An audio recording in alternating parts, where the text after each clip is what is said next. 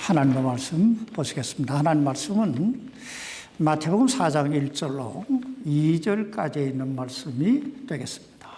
오늘 하나님 말씀은 마태복음 4장 1절로 2절입니다. 제가 받들어 읽겠습니다.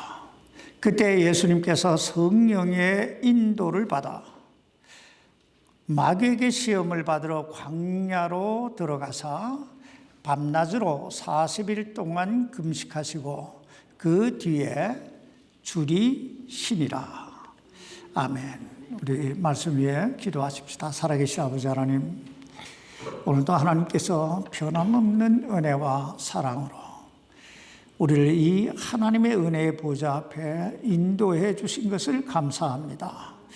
늘 우리가 참 인생을 살면서 늘 있을 것 같고 늘 있어야 될 것 같은 당연한 것 같은 것들이 결국은 하나님의 은혜였다는 사실을 우리가 깨닫게 하시고 그 하나님의 은혜에 더 감사하고 감격하고 하나님의 영광을 위하여 살아가는 저희 생애가 되게 해 주옵소서. 오늘 이 연약한 종을 붙드시고 아버지 말씀이 참 살아서 역사하고 우리 심령골수를 찔러 쪼개는 생명으로 우리에게 다가올 수 있도록 이 종을 사용해 주옵소서. 살아계신 우리 주 예수님의 이름으로 간절히 기도하옵나이다. 아멘. 착석해 주시기 바랍니다. 인류 역사에 있어 가장 비극적인 사건이 있었다면 그것은 에덴 동산에서 아담과 하와가 마귀의 시험에 넘어간 사건입니다. 왜냐하면 이 사건 때문에 인류에게 죄가 들어오고 그 죄로 말미암아 사망이 들어오고 우리의 삶에 고난과 시련들이 찾아왔기 때문입니다. 그러므로 주님은 당신의 제자들을 향하여 늘 시험에 들지 않게 깨어있어 뭐하라? 기도하라고 권면하고 있습니다. 왜냐하면 이 지구상에 사는 그 어떤 사람도 이 사단의 유혹과 시험에서 자유로울 수 있는 사람은 단 한 사람도 없기 때문입니다. 왜냐하면 인간은 모두가 다 죄의 성품을 가지고 태어난 존재들이기 때문입니다. 근데 오늘 본문에 보면 예수님께서 마귀에게 시험을 받으시는 장면이 나옵니다.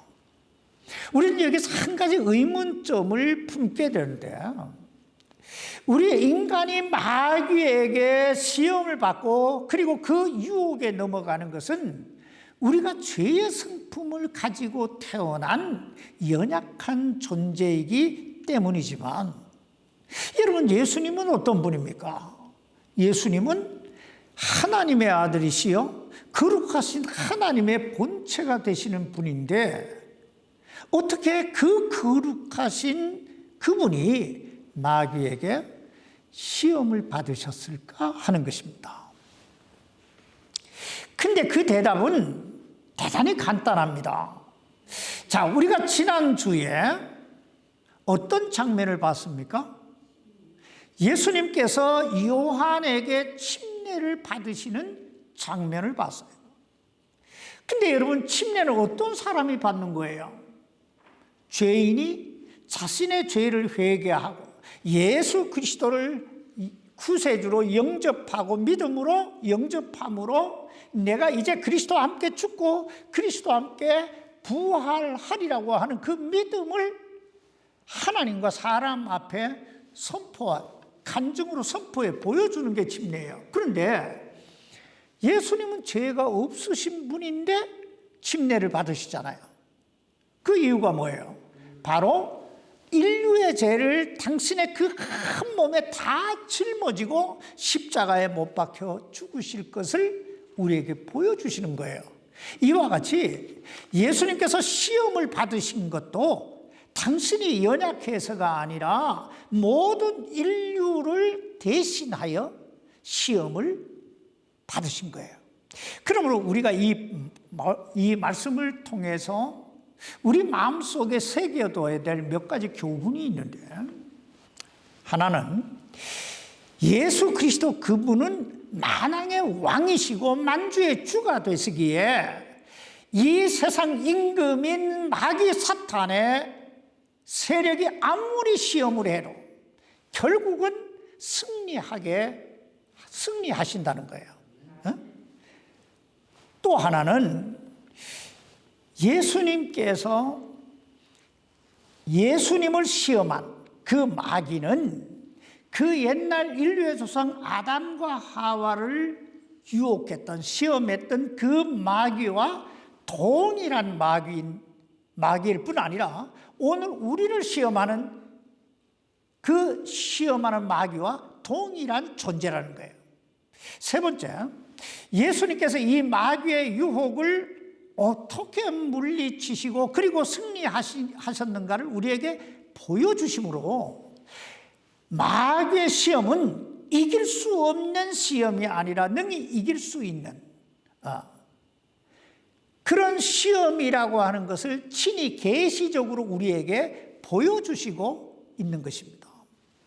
그럼 이제 좀 구체적으로 우리가 하나씩 살펴보십시다. 오늘 본문은 이렇게 시작합니다. 그때에 예수님께서 성령의 인도를 받아. 여기 보면 그때라고 하는 단어가 나오죠. 그렇다면 여러분, 이 그때, 여기서 이야기하고 있는 그때는 어느 때를 가리키는 말일까요? 여기서 그때는 예수님께서 요한에게 침례를 받으시고 그 물 속에서 올라오신 바로 그때를 가리키는 말입니다. 자, 그렇다면 여러분, 그때, 즉 예수님께서 요한에게 침례를 받으시고 물에서 올라오실 때 어떤 일이 일어났습니까? 예수님이 침례를 받으시고 물에서 올라오셨을 때 세 가지 일이 일어나지요. 첫째는 하늘들이 열려요. 둘째는 하나님의 영께서, 즉 성령님께서 비둘기같이 그 위에 임하십니다. 셋째는 뭐예요? 하늘에서 음성이 들려옵니다. 이 사람은 내 사랑하는 아들이라, 내가 그를 매우 기뻐하노라. 여러분, 이 얼마나 놀랍고 참 감격적인 장면입니까? 하늘이 쫙 열리고 성령의 비둘기가 쫙 임하고, 그리고 하나님의 음성이 이는 내 사랑하는 아들이요 내가 기뻐하는 자라고 하는 그런 음성이 들려올 때 그 감격, 이루 말할 수 없는 감격이잖아요. 근데 바로 그때에 예수님께서 마귀에게 시험을 받으셨다는 것입니다. 그럼 우리가 여기서 꼭 마음속에 새겨두어야 할 교훈이 있는데, 그것은 우리가 하나님의 은혜를 입고 나면, 하나님의 어떤 특별한 손길을 체험하고 나면 꼭 시험거리가 생긴다는 거예요. 여러분, 한번 잘 생각해 보세요. 우리가 예수 그리스도를 믿음으로 구원받고 또 우리가 하나님의 말씀으로 도전을 받고 그 하나님의 능하신 손길을 체험하고 나면 우리 마음속에 어떤 생각이 듭니까? 어떤 마음이 찾아와요? 야, 이제부터 하나님 영광을 위해 살아야 되겠다. 정말 믿음으로 살아야 되겠다. 그런 마음이 우리 안에 확 들어오잖아요. 이젠 기도해야 되고 말씀 봐야 되고 전도해야 되고 막 이런 성령이 충만해지잖아요. 그런데 우리가 그런 결단을 하고 나면 꼭 생기는 일이 있죠. 꼭 방해꾼들이 생겨요. 야, 이제부터 화내지 말아야지. 그런데 꼭 화낼 일이 생겨요. 야, 이제부터 전도해야지 하고 마음 먹으면 꼭 사람들이 내 속을 뒤집어 놔요. 참 이상함. 평소에는 아무 일도 일어나지 않았는데 내가 하나님의 은혜를 받고 내가 이제 하나님 뜻대로 살아야 되겠다 마음 먹고 나면 꼭 일이 생겨요. 여러분, 왜 이런 일들이 우리 삶 속에 일어날까요? 둘 중에 하나예요. 첫째는 마귀가 시샘을 하는 거예요. 마귀가 시샘을 하는 거예요. 마귀가 시기 질투하고 우리를 하나님의 그 은혜의 장중에서 빼내려고 발부둥을 치는 거예요. 또 하나는 하나님께서 우리가 너무 교만할까 봐, 그러다 넘어질까 봐 하나님께서 은혜의 손길을 주시는 거예요. 그러므로 사도 바울은 고린도서 10장 12절에서 이렇게 권면하고 있습니다. 그런즉 스스로 서 있는 줄로 생각하는 자는, 선 줄로 생각하는 자는 넘어질까 조심해라. 넘어지지 않도록 주의하라. 왜냐하면 시험은 우리가 이 세상을 떠나는 그날까지 계속될 것이기 때문입니다. 우리가 이걸 믿음의 조상이라고 하는 아브라함의 생애 속에서 볼 수가 있어요. 아브라함은 여러분이 잘 아시다시피 하나님의 부르심을 받고 자신의 삶의 터전이었던 그 갈대아 우르를 떠나 하나님이 그에게 지시하시는 땅 가나안으로 왔던 참 믿음의 사람이 갈 바를 알지 못하나 하나님 말씀을 따라온 거예요. 그런데 10년이 넘도록 참 하나님의 약속을 바라고 이때나 저때나 하나님께서 내게 아들을 주실까 하고 기다렸는데 아들을 주실 기미가 보이지 않는 거예요. 그러자 기다리다 못한 아브라함이 하나님 앞에 매달립니다. 하나님, 내게 증거를 좀 보여주십시오. 그러자 하나님께서 아브라함에게 번제를 드리라고 하세요. 그리고 창세기 15장 17절에 보면 그날 밤 여기 아브라함이 그 번제를 드릴 때 불로서 역사하시는 하나님의 놀라운 능력을 체험해요. 그 권능의 손길을 체험합니다. 그리고 큰 마음 약속을 받아요. 여러분, 그때 그 아브라함 마음이 어떠했을까요? 감격에 차 있었을 거 아니에요? 이제부터는 정말 의심하지 말고 하나님 영광을 위해서 믿음으로 살아야 되겠다고 얼마나 결단했겠어요. 그런데 그때에 아브라함이 집에 돌아오자 그의 아내 사라가 자신의 하녀인 하가를 내어주면서 동침하여 아들을 낳으라고 합니다. 자, 이 엄청난 시험 앞에 아브라함이 직면하게 되는 거예요. 그리고 아브라함은 그 시험에 넘어가요. 그래서 낳은 아들이 누구예요? 이스마엘이에요. 여러분, 지금 그 이스마엘로 인하여 이 지구상에 어떤 일이 일어나고 있습니까? 이게 바로 그때라는 의미예요.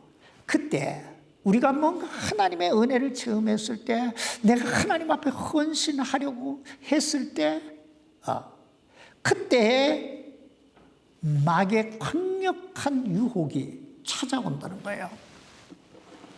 우린 이 그때라고 하는 예를 또 하나 열왕기상 18장 19장에서 보게 되는데, 열왕기상 18장에 보면 엘리야가 갈멜산에서 바알 선지 450명과 아세라 선지 400명, 즉 850대 1로 영적 싸움을 하는 장면이 나와요. 그리고 그때 엘리야는 그 싸움에서 하나님의 능력으로 그 사단의 세력들을 다 물리칩니다. 얼마나 놀라운 그 하나님의 손길, 그 하늘에서 불이 내리고 하늘에서 피가 내리고 하나님의 음성이 들려오는 그 놀라운 체험을 이 엘리야가 거기서 하거든요.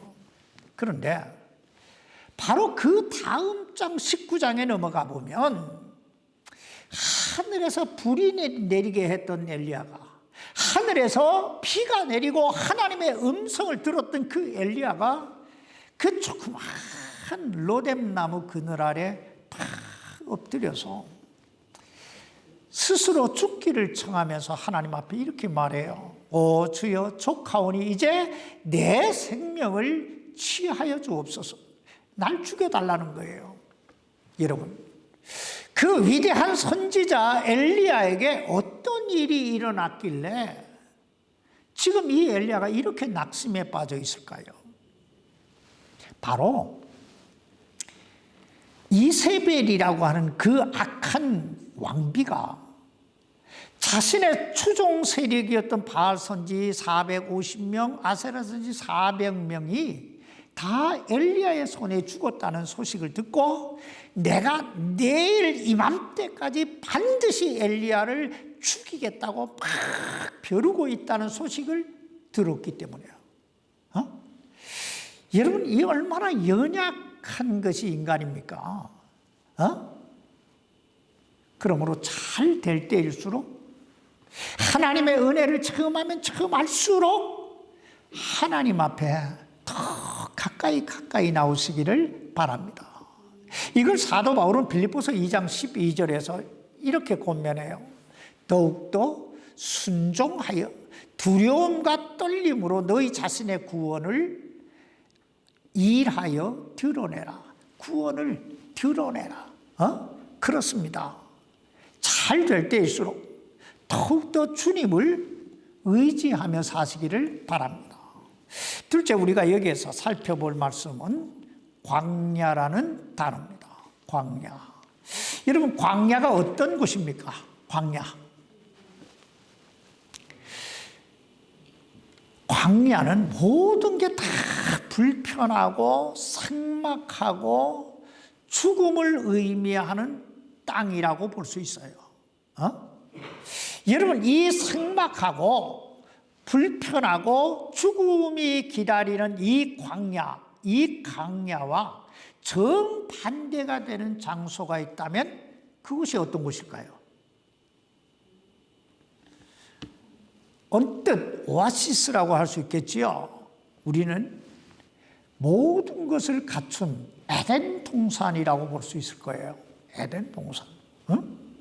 제가 왜 이 강야와 에덴 동산을 비교해서 말씀드리냐면, 모든 것이 다 겸비해 있던, 그 준비되어 있었던 그 에덴 동산에서 인류의 조상 아담과 하와가 마귀의 시험에 넘어졌고, 모든 것이 불편하고 삭막하고 죽음의 땅이라고 할 수 있는 그 광야에서 예수님은 그 마귀의 시험을 이기고 승리하셨기 때문입니다. 자, 여러분, 이것이 오늘 우리에게 시사하는 메시지가 뭘까요? 이것이 오늘 우리에게 시사하는 메시지는 이거예요. 성공과 실패는, 행복과 불행은 어떤 환경의 조건이나 여건에 달린 문제가 아니라는 거예요. 다시 말하면 성공과 실패는 환경이나 여건의 문제가 아니라 그 사람 자신의 문제라는 거예요. 그 사람 자신의 문제다. 그러므로 지금 여러분이 처해 있는 여건이나 환경이나 처지 때문에 낙심하거나 불평하거나 원망하지 마시기를 바랍니다. 아니, 이런 어려운 여건과 환경이 도리어 하나님의 어떤 능력을 체험할 수 있는 기회라는 사실을 믿으시기 바랍니다. 우리 하나님은 내가 가진 어떤 조건 때문에 나를 사랑하시거나 내 안에서 역사하시는 분이 아니에요. 하나님께서 내 안에서 역사하시는 이유는 내가 어떤 사람이냐, 내가 어떤 사람이냐에 따라 역사하시는 거예요. 셋째, 우리가 여기 살펴볼 말씀은 40일 동안 금식하셨다는 거예요. 여러분, 예수님께서 40일 동안 금식하시면서 무엇을 하셨을까요? 40일 동안 금식하면서 예수님 뭘 하셨을까? 이 성경에 자세히 나와 있지 않으니까 우리가 예수님이 정확하게 뭘 하셨는지 알 수는 없지만은 구체적 굶주림과 고통을 부여잡고 하나님과 더욱더 깊은 교제를 나누셨을 거예요. 아마 여러분도 그런 경험해 보셨을 거예요. 어려우면 어려울수록 어때요? 어려우면 어려울수록 믿음이 있는 사람은 다 하나님께 짠배. 믿음이 없는 사람은 근데 이런 말이 있습니다. 인간의 한계는 하나님의 살아계심과 그분의 능력을 체험할 수 있는 기회가 된다. 그렇습니다. 인간의 한계는 하나님의 살아계심과 그분의 능력을 체험할 수 있는 기회예요. 여러분 모세가 언제 하나님으로부터 십계명을 받게 됐는지 아세요? 출애굽기 34장 28절에 보면 밤낮으로 40일 동안 빵도 먹지 않고 물도 마시지 않았다 이렇게 말씀하고 있어요. 즉 40일 동안 금식함에 매달렸을 때 하나님이 그에게 십계명을 주셨다는 거예요. 또 열왕기상 19장 8절 이하 12절에 보면 참 나를 죽여달라고 하던 그 엘리야가 40일을 걸어서 하나님의 삶 호렙에 이르렀을 때 하나님의 그 세미한 음성을 들었다 이렇게 말씀하고 있어요. 또 여기에 우리가 갈라디아서 1장에 보면 다메섹 도상에서 그 빛으로 나타나신 예수 그리스도를 만난 사도 바울이 아라비아 사막에 가서 3년을 지냈다. 3년을 훈련받았다. 이렇게 말씀하고 있어요. 여러분 이것이 오늘 우리가 무엇을 이야기해 주고 있는 겁니까? 이건 위대한 사역 뒤에는 언제나 먼저 고통이 있었다는 거예요. 그러면 힘들고 어려운 일을 만날수록 하나님을 향하여 기대하시길 바랍니다. 하나님께서 이 일을 통하여 나를 어떻게 빚으시고 나를 어떻게 쓰시고 나를 어떻게 복되게 하실 건가 이걸 바라봐야 된다는 거예요.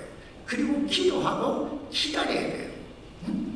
자 그렇다면 예수님이 40일을 금식하셨을 때 어떤 일이 일어났을까요? 오늘 여기 마태복음 4장 2절 하반절에 보면 그 뒤에 줄이시니라 이렇게 말씀하고 있습니다. 이 말씀 한마디로 40일을 금식하시고 나니까 배가 어때요? 고팠다는 얘기예요. 배가 고팠다. 우리가 잘 봐야 돼요. 여기 보면 예수님이 40일을 금식하신 뒤에 어떤 환상을 보았다든지 어떤 하나님의 특별한 능력을 체험했다든지 음성을 들었다는 내용이 하나도 없어요. 그저 줄이시라 이렇게 말씀합니다. 여러분 사람이 줄이게 되면 무슨 생각을 가장 많이 하게 될까요?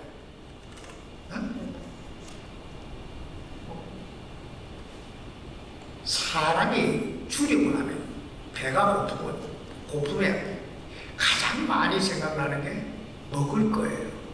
뭘 먹을까? 먹을 게 막 떠올라요. 또 조금 더 요 단계를 지나면 야 내가 그동안 먹을 수 있었다는 것이 얼마나 감사한 건가. 이 감사가 나오기 시작해요.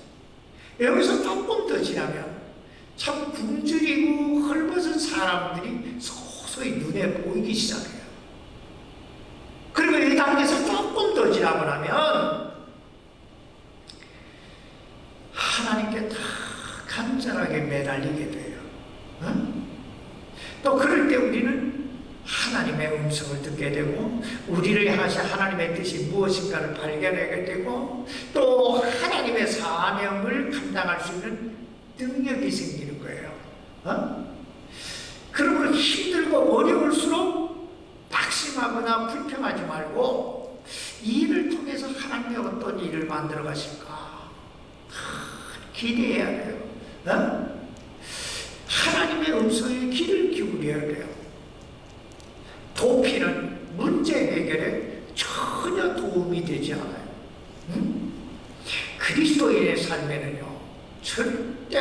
어떤 일이든 우연이라고 하는 게 없어요. 그리스도인의 삶에 일어나는 모든 일은 하나님의 섭리만 있을 뿐이에요. 무슨 말이냐면 하나님께서 이 일을 통해서 반드시 어떤 일을 만들어 가시기 위해 하나님이 그 일을 예비하셨다는 거예요. 그게 좋은 일이든 나쁜 일이든 그 안에 다 하나님의 손길이 있다는 거예요. 그래서 그 안에서 우리가 하나님의 손길을 발견해가는 것, 이게 그리스도예요. 이제 우리가 여기에서 기억해야 할 건, 우리가 하나님의 뜻대로 살고자 하면 살고자 할수록 마귀는 더욱 극성을 부린다는 거예요. 여기 이 마귀를 잘 여러분 봐야 돼요. 여러분, 마귀가 예수님이 어떤 상태에 계실 때 찾아옵니다. 어떤 상태에 있을 때 찾아와요?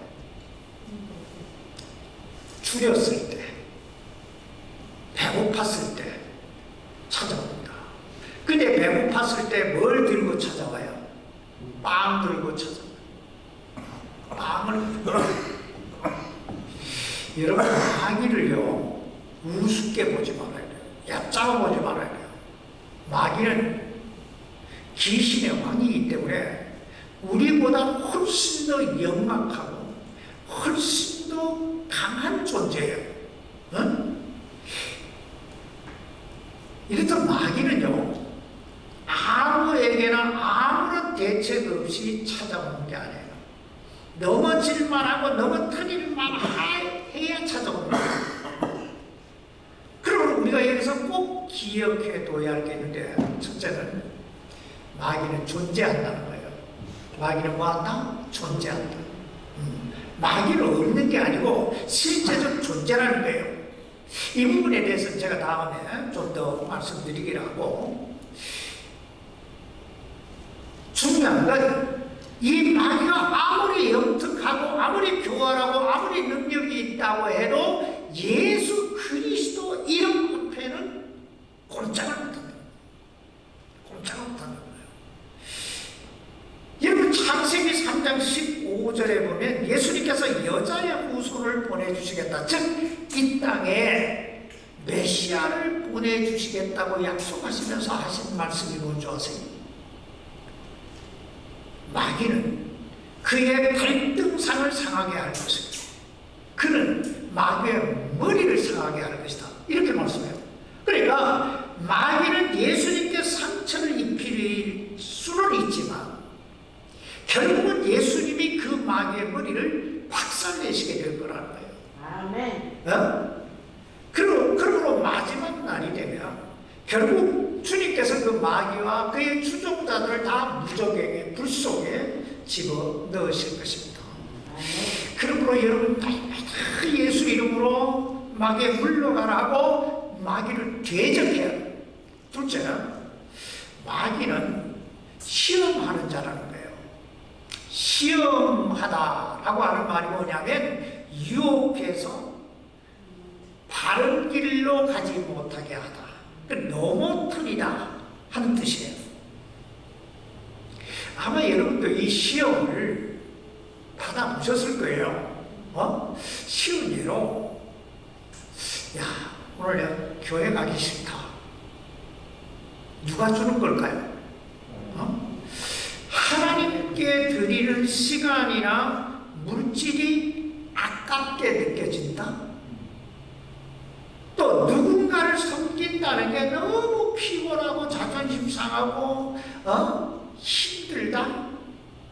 포기하고 싶다? 또 말씀을 보려고 하면 자꾸 졸음이 쏟아지고 성경 공부하려고 하면 왜 그렇게 무슨 일이 꼭 생기는지, 잘해야지 마음만 먹으면 꼭 마음에 여기에 마음을 상하게 하는 어떤 말이나 사건을 듣게 된다든지 일어난다든지. 여러분, 이게 다 결국은 누가 주는 거예요? 마귀가 주는 거예요. 마귀가 시험하는 거예요. 우리가 이럴 때 한 가지 생각해야 돼요. 마귀가 이런 말을 하는 거예요. 욥기서에 보면 마귀가 욥을 이제 시험하잖아요. 하면서 이래도 너가 하나님을 믿겠느냐? 이래도 너가 사람을 섬기겠느냐? 너가 이래도 하나님 일 하겠느냐? 이러면서도 믿는 거예요. 그러니까 마귀가 우리를 유혹할 때는 시시한 걸로 안 해요. 가장 치명적인 거, 내가 가장 싫어하는 걸 갖다 건드리는 거예요. 그래야 넘어뜨릴 수 있잖아요. 근데 대부분의 사람들은 거기서 넘어져요. 아직도 뭐가 있어요, 내 안에? 아직도 내가 이 마귀에게 넘어진다고 하는 건 내 안에 내가 살아있다는 거예요.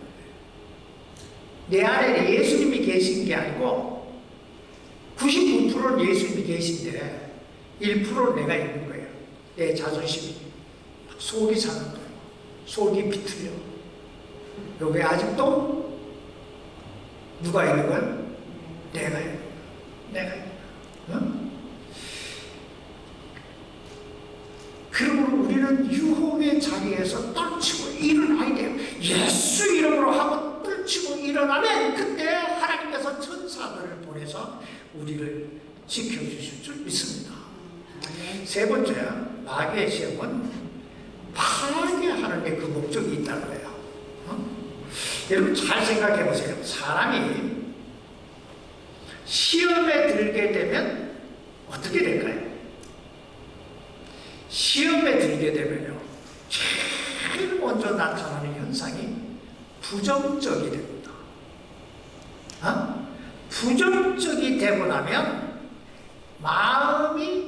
그 다음에는 마음이 꼬여요. 그래서 모든 게 내 마음에 안 들어. 여러분, 모든 것이 내 마음에 안 들면 어떻게 되는 줄 아세요? 내 마음에 가시가 싹 올라와요. 가시가 쑥쑥 올라와요. 그래서 여기 가도 푹 찌르고 저기 가도 푹 찌르요. 이 사람도 찌르고 저 사람도 찌르고 찌르면 피가 나고 상처가 나잖아요. 그러다 보면 결국 나도 죽고 너도 죽고 다 죽는 거예요. 여러분 이런 말 들어보셨어요? 이 세상에는 두 세력이 존재합니다. 하나는 세우는 세력이고 하나는 무너뜨리는 세력이다. 그렇다면 여러분, 세우는 세력은 누구고 무너뜨리는 세력은 누굴까요? 여러분 성경을 잘 봐야 해요. 창세기 1장 성경 딱 피면 태초에 하나님이 천지를 창조하시니라 이렇게 말씀하고 있습니다. 근데 그 다음 2절에 딱 넘어가면 땅의 혼돈하고 공허하며 흑암의 깊음 위에 있고 여러분 지금 어떤 일이 일어났다는 얘기예요? 이 말씀은 하나님께서 천지를 창조하시니라 하는 말을 세우셨다는 거예요. 땅의 혼돈하고 공허하며 흑암의 깊음 위에 있고 하는 말은 하나님이 세우신 이 하늘과 땅을 마귀가 무너뜨렸다는 얘기예요. 물론 하나님께서 가장 아름답게 이 세상을 창조하셨지만 아무튼 하나님은 세우신 분이고 마귀는 어떤 존재예요? 하나님이 세우신 것을 파괴하는 존재라는 거예요. 그러므로 우리 자신들의 삶을 잘 살펴봐야 돼요. 나는 세우는 자인가? 무너뜨리는 자인가? 근데 어떤 분이 이렇게 말해요. 나는 마귀의 시험이 무엇인지 모르겠어. 나는 한 번도 마귀의 시험을 받아본 적이 없어.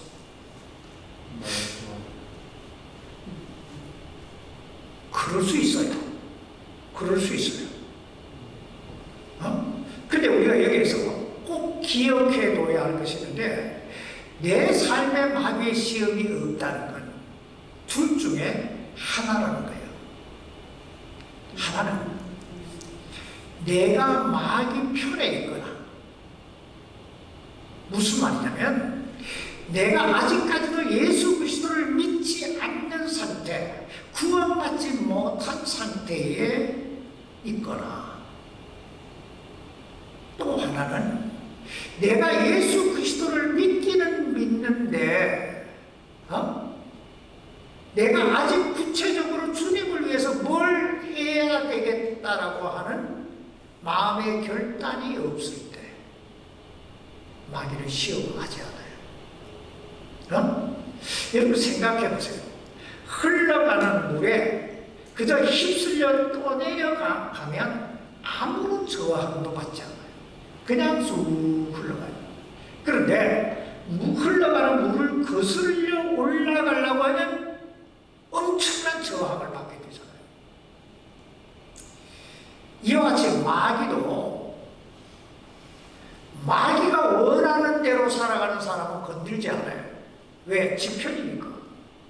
자기 편을 누가 건드려요? 건들지 않아요.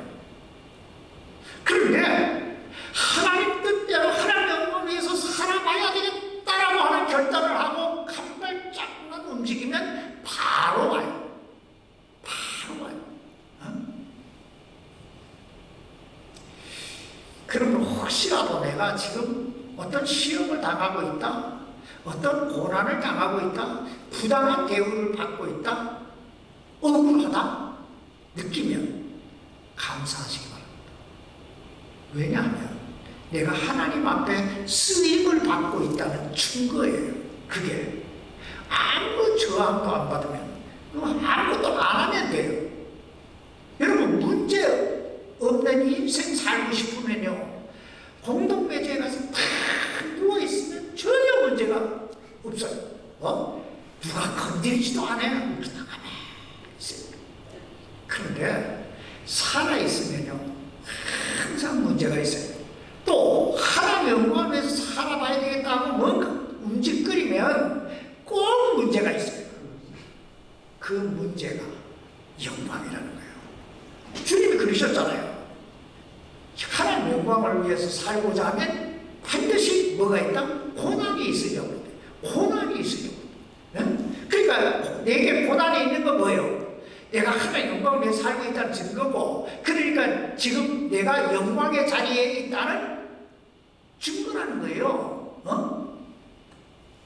사실 사람이요, 누군가를 그리고 무엇인가를 세운다고 하는 건 누군가를 그리고 무엇인가를 무너뜨린다고 하는 것보다 훨씬 더, 아니 10배, 1000배 더 힘든 일이에요.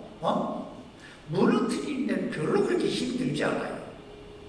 그러나 그 길에는, 그 세우는 그 길에는 하나님의 영광이 있고, 그 하나님의 영광 안에 오늘 우리의 영광도 있는 줄 믿습니다.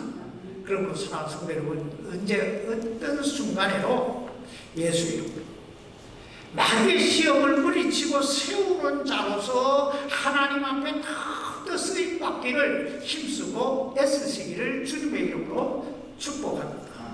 기도하십시다. 살아계신 아버지 하나님, 참 한 줌의 티끌 같은 인생인데 하나님 우리를 사랑하셔서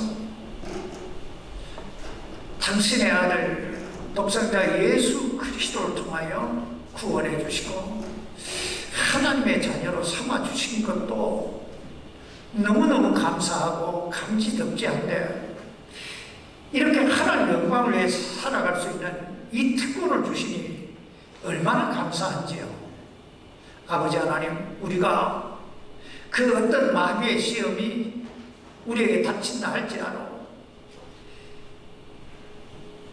그 마귀의 시험을 예수 그리스도의 이름으로, 예수 그리스도의 그 십자가의 고난을 바라보며 나를 흘리신 그 피를 생각하며 이기는 자, 승리하는 자 되게 하셔서 끝까지 하나님 앞에 쓰임받는 저희들이 되게 해 주옵소서. 하나님, 세상은 더 악해질 것이고 종말을 향해 더 빠르게 흘러갈 것입니다. 그러나 우리가 어떤 순간에 주님이 오시든 그 재림의 주님을 늘 맞을 준비하는 예비하는 자가 되게 하셔서 항상 주님의 그 영광의 자리에 거하는 그런 그리스도인 당 그리스도인이 되게 해주시기를 우리 주 예수님의 이름으로 간절히 기도하옵나이다. 아멘.